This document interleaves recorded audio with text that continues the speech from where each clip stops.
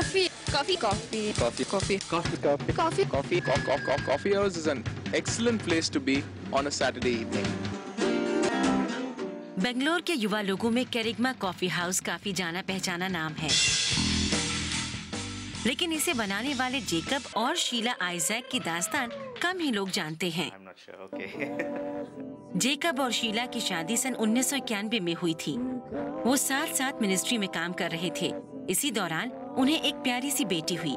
जल्द ही शीला फिर मां बनने वाली थी।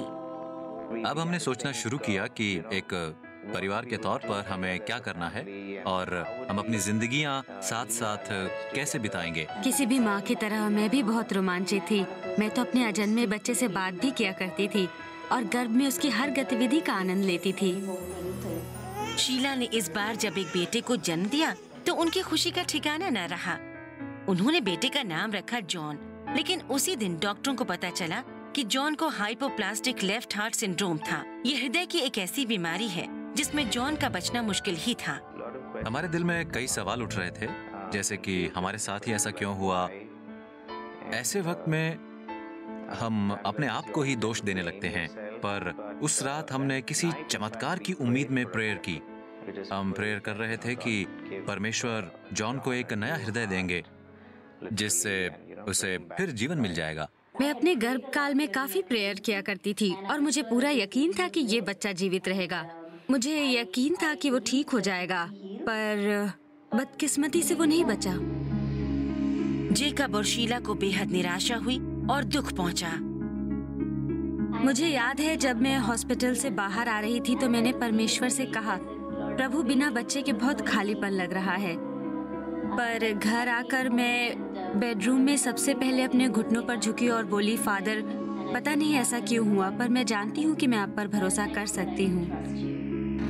यीशु मसीह पर असीम आस्था रखते हुए जेकब और शीला बच्चे के फ्यूनरल के लिए जा रहे थे कि शीला ने यीशु मसीह को उनसे बात करते सुना। परमेश्वर ने मुझसे कहा, जब तक गेहूं का कोई दाना जमीन पर नहीं गिरता वो उग नहीं सकता। तुम्हें भी 100 गुना प्रतिफल मिलेगा। इस बात के कोई मायने नहीं थे, लेकिन मैंने कहा धन्यवाद परमेश्वर। उसी शाम परमेश्वर ने मेरे पति से भी बात की। हमारे घर एक युवा व्यक्ति आया, उसका नाम भी जॉन था। वो एक आम शहरी युवक था। उसके लंबे लंबे बाल थे, उसके कपड़े अलग तरह के थे।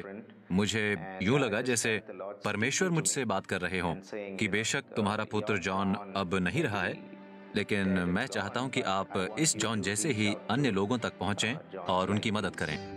जेकब और शीला के लिए संदेश साफ था। इससे उन्हें यीशु के प्रेम को शहरी युवाओं तक पहुंचाने की प्रेरणा मिली। तो अपने इस नुकसान के बावजूद उन्होंने बिना वक्त गंवाए फिर युवाओं के लिए काम करना शुरू कर दिया। युवा लोग मेरे पास आए और कहने लगे कि आपने अपना बेटा खोया है। वो हमारे सारे दुखों को जानते थे क्योंकि वो हमारे साथ थे। उन्होंने सब कुछ देखा। तो हमें परमेश्वर के बारे में बातें करते देख वो कहते थे कि आपका परमेश्वर वाकई वास्तविक है। तो मुझे लगता है कि इस सब के जरिए परमेश्वर ने हमें इस मिनिस्ट्री के प्रति और समर्पित बना दिया।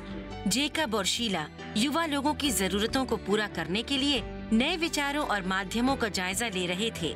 तो परमेश्वर ने उन्हें एक कॉफी हाउस खोलने की प्रेरणा दी जहां युवा सुकून का अनुभव कर सके और यीशु के बारे में सुन भी सके। हम ऐसे संगीत का इस्तेमाल करते थे जिससे वो परिचित थे और ये संगीत उन्हें प्रेम और अकेलेपन जैसे एहसास के साथ जोड़ने के लिए एक पुल की तरह काम करता था। हमारे पास कई दास्तान हैं। ये सब बहुत रोमांचक था। हम जिन युवाओं को जानते भी नहीं थे, जिनके बारे में हमने कभी सोचा भी नहीं था, वो हमारे पास आकर कहते थे, हमें उम्मीद नहीं थी कि आप इस तरह की जगह में परमेश्वर की चर्चा करेंगे।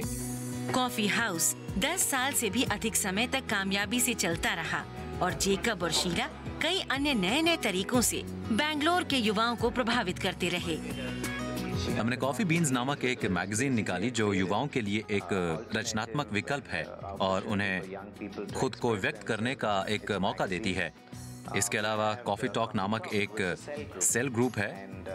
हमें लगता है कि इन माध्यमों से हम परमेश्वर को युवाओं के जीवन को प्रभावित करता देख रहे हैं। जब हम इन युवाओं के जीवन को प्रभावित हुए देखते हैं तो हम समझ जाते हैं कि परमेश्वर अपने वादे को पूरा कर रहे हैं। जेकब और शीला के यहाँ 2 और प्यारी सी बेटियों ने जन्म लिया। अब वो जॉन को खोने का गम भूल चुके हैं और अपनी मिनिस्ट्री के माध्यम से उन्होंने और बहुत से बच्चे हासिल कर लिए हैं। मुझे अब भी जॉन की याद आती है। हम 48 घंटे उसके साथ थे और तब का हर मिनट मुझे अच्छी तरह याद है। पर मुझे लगता है कि वो अब बेहतर जगह पर है। मैं जानती हूँ कि वो परमेश्वर के साथ है।